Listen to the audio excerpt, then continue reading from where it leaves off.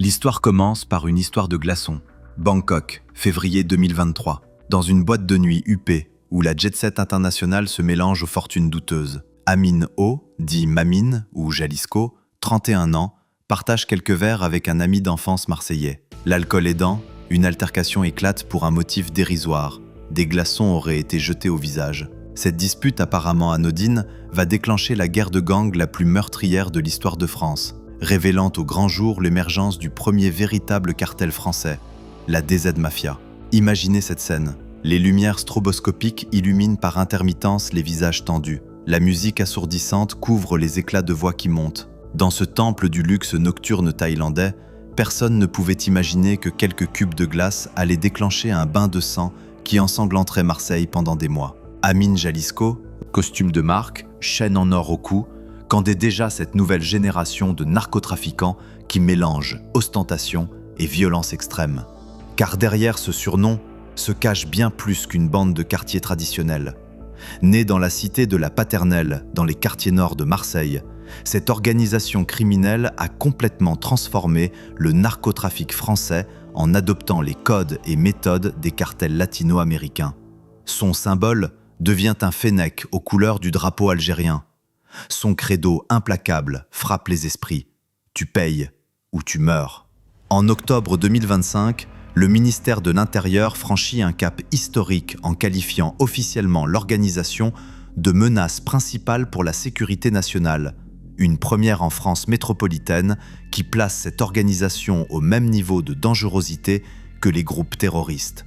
Bruno Retailleau, ministre de l'Intérieur, ne mâche pas ses mots quand il évoque ce qu'il appelle le tsunami blanc pour décrire l'afflux de cocaïne sur le territoire français. Les chiffres donnent littéralement le vertige et révèlent l'ampleur d'une déferlante sans précédent qui transforme la société française en profondeur. 53,5 tonnes de cocaïne saisies en 2024, soit 130% de plus qu'en 2023. Le port du Havre a vu transiter 14,3 tonnes en 2024, représentant 78% des saisies portuaires nationales.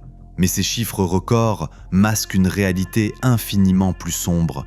Malgré l'intensification de la répression, le marché ne se tarit absolument pas. Le prix du gramme de cocaïne a même baissé de 66 à 58 € entre 2023 et 2024, première chute jamais enregistrée dans l'histoire du trafic français. Cette baisse révèle que la surproduction colombienne continue d'inonder l'Europe à un rythme que les saisies ne parviennent pas à endiguer. La France compte désormais 1,1 million de consommateurs réguliers de cocaïne, un chiffre qui a quadruplé en 20 ans. Cette explosion touche tous les milieux sociaux. Le cannabis conserve son statut de premier marché en volume avec 5 millions de consommateurs, mais la cocaïne l'a dépassé en valeur économique avec 3,1 milliards d'euros contre 2,7 milliards pour le cannabis. Ces sommes astronomiques alimentent une économie parallèle qui emploie désormais 240 000 personnes, plus d'employés que Renault ou Total en France. L'empire du deal s'étend inexorablement, bien au-delà des grandes métropoles. En 2016, 54% des communes françaises étaient affectées par le trafic de stupéfiants. En 2024, ce pourcentage atteint 79%. Près de 3000 points de deal quadrillent aujourd'hui le territoire national.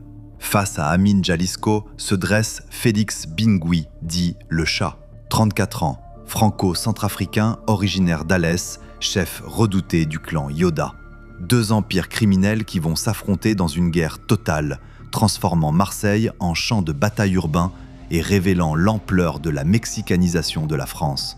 2023 restera gravé comme l'année noire dans les mémoires marseillaises. 49 morts dans la cité phocéenne, plus de 150 fusillades, 70% des narcomicides directement liés au conflit entre la DZ Mafia et le clan Yoda.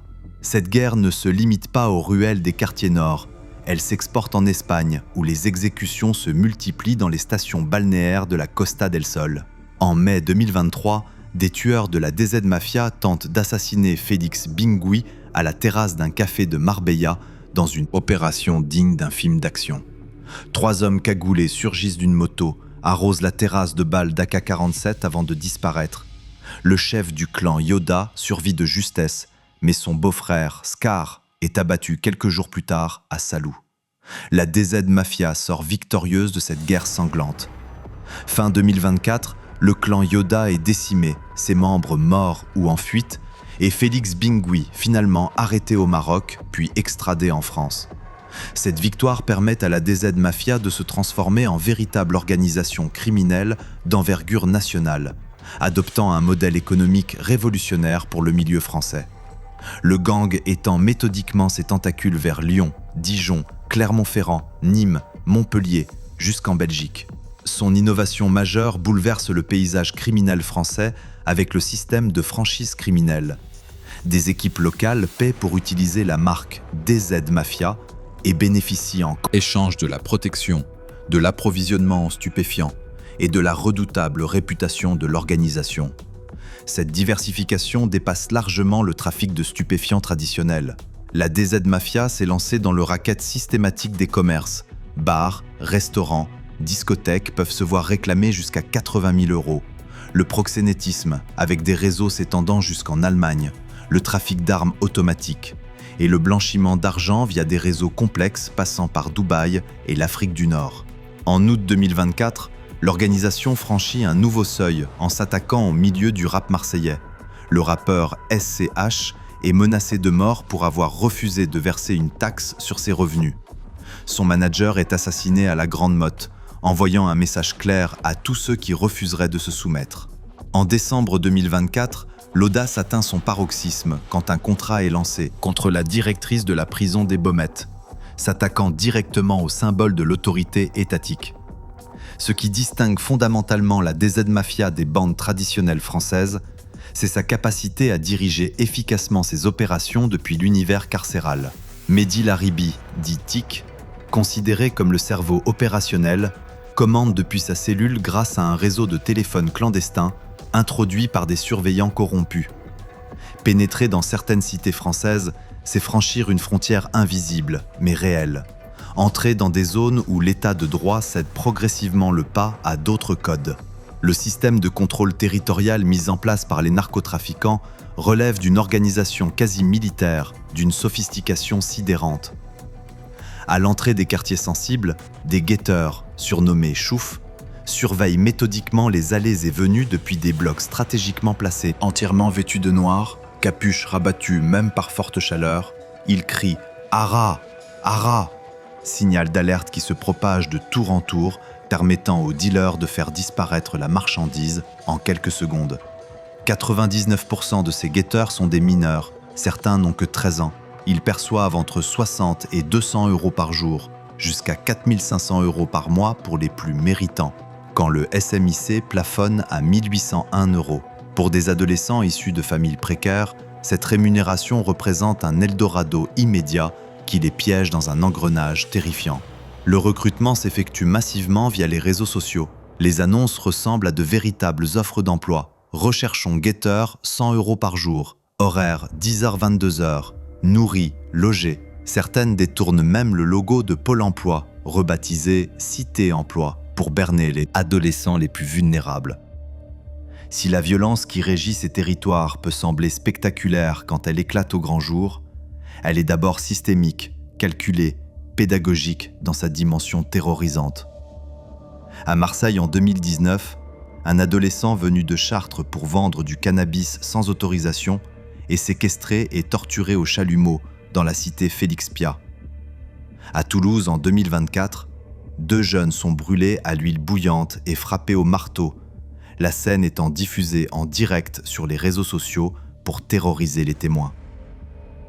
Au Havre, Alan Afagar, docker de 40 ans et père de 4 enfants, paye de sa vie le simple fait d'avoir contacté la police pour signaler des activités suspectes. Enlevé en plein jour, il est battu à mort par des hommes cagoulés. Depuis ce meurtre, une ligne téléphonique spéciale a été créée pour recueillir les signalements des dockers. Résultat glaçant, aucun appel n'a jamais été reçu. Les victimes collatérales se multiplient de manière dramatique. Sokaina avait 24 ans, rêvait de devenir avocate, révisait ses cours de droit dans sa chambre d'étudiante. En 1 seconde, une balle de Kalachnikov tirée lors d'une fusillade a brisé ses rêves. Le tireur présumé était un adolescent de 15 ans. À Nîmes, Fayed, 10 ans, meurt touché par une balle perdue alors qu'il jouait dans la cour de son école primaire. L'omerta règne désormais en maître absolu. Plus de 50 habitants interrogés par France 3 à Échirolles, aucun n'a accepté de témoigner face caméra. Les habitants ont peur des représailles constantes, explique le maire. Une mère marseillaise témoigne. Quand le réseau de trafiquants s'est installé dans mon immeuble, j'ai immédiatement décidé de déménager. 13 novembre 2025, 14h30, devant le conseil départemental de Marseille, Mehdi Kessassi, 20 ans, gare son véhicule après un rendez-vous administratif banal. Une moto se porte discrètement à sa hauteur. Le passager tire plusieurs balles à bout portant. Mehdi s'effondre sur le bitume sous les yeux de dizaines de témoins qui n'osent même pas porter secours. La moto est retrouvée calcinée 2 heures plus tard. Ce meurtre va provoquer un électrochoc national sans précédent. Mehdi préparait consciencieusement le concours de gardien de la paix, rêvait de servir son pays. Son casier judiciaire était immaculé, sa réputation irréprochable. Mais il portait un nom désormais maudit, Kessassi. Son frère aîné, Brahim, avait été tué dans un règlement de compte en 2020. Son autre frère, Amin Kessassi, avait fondé l'association Conscience et lutté publiquement contre l'emprise du narcotrafic.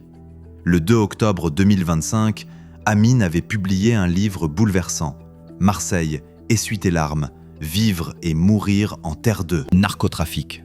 Pour les enquêteurs, Mehdi a été froidement exécuté pour faire taire son frère, pour envoyer un message clair à tous ceux qui oseraient défier l'omerta.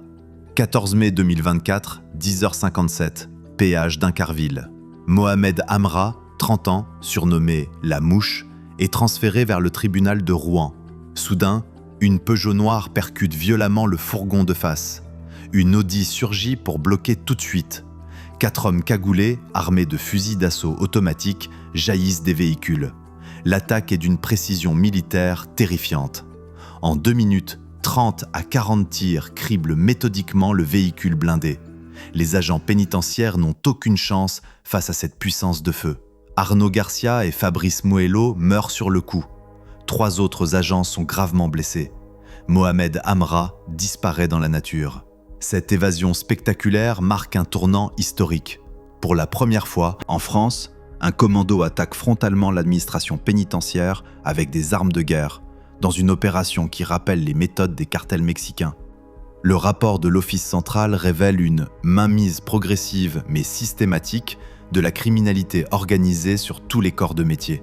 Les affaires de corruption dans la police nationale ont doublé entre 2020 et 2024. Les tarifs sont désormais standardisés. 50 à 500 € pour une consultation de fichier police, 2000 € par mois pour renseigner une vingtaine de narcotrafiquants sur les opérations en cours. Au port du Havre, les dockers vivent dans une terreur permanente. 15 d'entre eux ont été enlevés depuis 2017, contraints de faciliter le passage de conteneurs chargés de drogue sous peine de représailles. Un docker peut gagner jusqu'à 40 000 € pour une seule valise de cocaïne. Plus d'1 année de salaire normal. Le rajeunissement dramatique des acteurs du narcotrafic constitue l'un des phénomènes les plus glaçants. Sur les 176 personnes écrouées pour assassinat en 2024, un quart avait moins de 20 ans et 16 étaient encore mineurs. Le cas le plus emblématique reste celui de Pépito, 14 ans seulement, qui a exécuté un chauffeur VTC d'une balle dans la tête parce que cet homme avait refusé de conduire 2 adolescents vers leur cible. Un autre adolescent, Matteo, est soupçonné de 6 meurtres différents.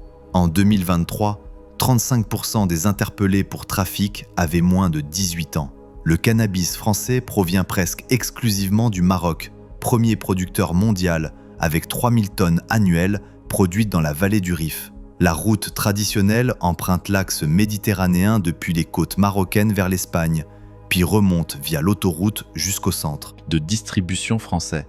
Les célèbres Go Fast transportent les valises marocaines, ballots standardisés de 30 kg.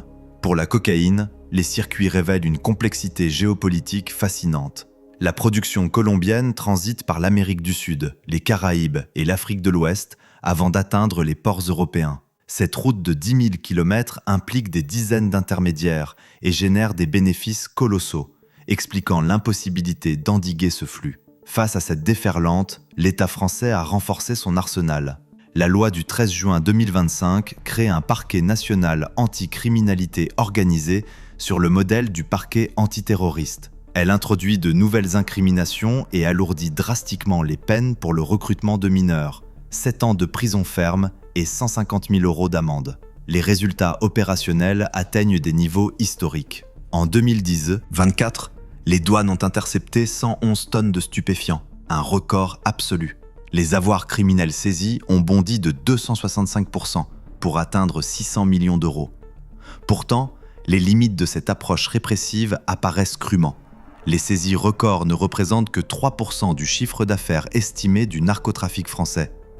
Les réseaux se reconstituent systématiquement, aussi rapidement qu'ils sont démantelés. Marseille compte toujours 84 points de deal actifs, malgré les opérations successives. La France ressemble de plus en plus à un narco-État comme le Mexique, déclare Étienne Blanc, sénateur et rapporteur de la commission d'enquête parlementaire. Nicolas Besson, procureur de la République de Marseille, parle ouvertement de narcoville. Nous sommes objectivement en train de perdre la guerre contre les trafiquants de drogue. Les signaux d'alarme se multiplient. Narcotrafiquants n'hésitent plus à défier ouvertement l'autorité de l'État, attaques du fourgon pénitentiaire, menaces contre des magistrats, tirs de Kalachnikov contre les commissariats. Plus inquiétant encore, les experts redoutent des tentatives d'ingérence lors des prochaines élections municipales, l'argent du trafic pouvant financer des candidatures complaisantes. Le narcotrafic français a franchi un seuil qualitatif irréversible. Ce n'est plus simplement un problème social ou un enjeu de sécurité, c'est un défi existentiel pour la République.